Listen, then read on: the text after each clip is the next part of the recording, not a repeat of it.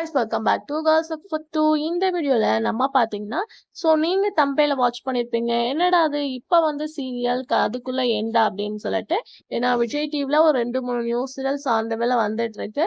நம்மளும் அப்டேட்டை ஷேர் பண்ணியிருந்தோம். இப்ப இந்த சீரியல் எண்டா அப்படின்னு கேட்பீங்க, பட் கண்டிப்பா கிடையாது.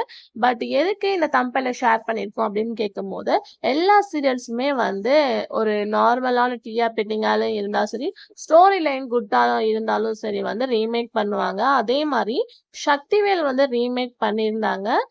தெலுங்கு அப்படின்னு நினைக்கிறேன், சத்யபாமா அப்படின்னு சொல்லிட்டு.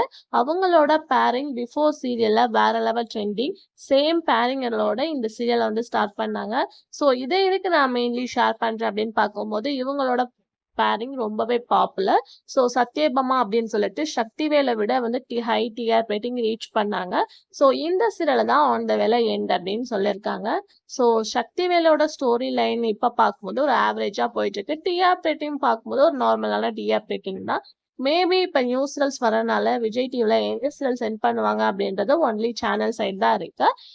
சக்திவேல் சீரியல் எப்படி இருக்கு அப்படின்றத மறக்காம கமெண்ட்ல ஷேர் பண்ணுங்க.